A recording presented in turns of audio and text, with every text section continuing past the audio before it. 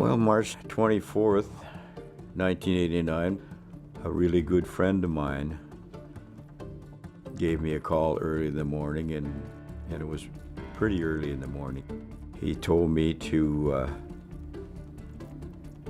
turn the TV on because my worst nightmare was unfolding.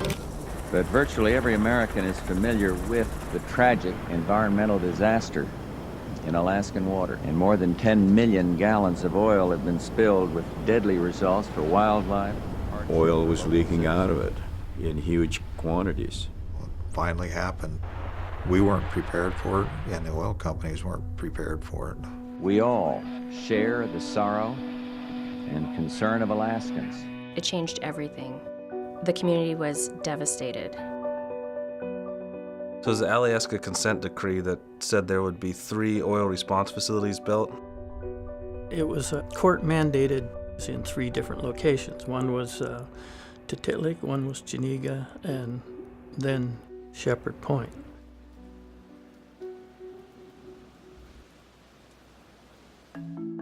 Two of the facilities have been built. The one at Shepard Point, NVE took the lead on several years ago, and we've been working to try to make that a reality.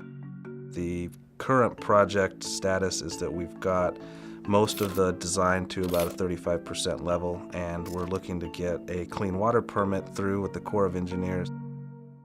We do have oil spill response capabilities in this community, but we can always get better and always improve it. Shepard Point is pretty much perfect. There's deep water there. For the larger tugs that's required to get in there. All the other alternatives would require dredging. The Russians actually had skimmers that were huge ships that could have come in, except for they couldn't get to anywhere. We've been a strong supporter of the Shepard Point Road for at least 10 years. Vehicle access to our hydroelectric site, we wouldn't have to own and maintain a bunkhouse or some of the facilities that we have out there. It has a direct impact on the cost of electricity in the community. You know, good accessibility with some of that stuff like booms, you know, different types of booms, that takes up a lot of space. To keep the oil out of town too, you know, keep the boats out there and clean them up. Just about a straight line from Shepard Point out into Prince William Sound. I mean, the largest fleet of oil responders is in Cordova. Cordova specifically has an all-weather accessible airport in the area. Jets that can bring in equipment.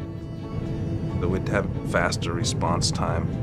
With each hour, you're able to cut out of when your first responders arrive at a spill, you're going to collect gallons of more oil. You're talking about people's livelihoods surviving, a wealth of marine mammals and fish stocks, and ensure that they survive through what could be a disastrous oil spill. It's our home. It's our food. It's our people. We know now that the best thing that you can do is contain it at the very beginning. I guess it's a matter of what the world and humanity want to do as far as how we're going to deal with the planet and all of the industries. We're starting to see that it's not if, it's when. If you think the record of spills in this country is bad now, I suspect it will not only continue but get worse.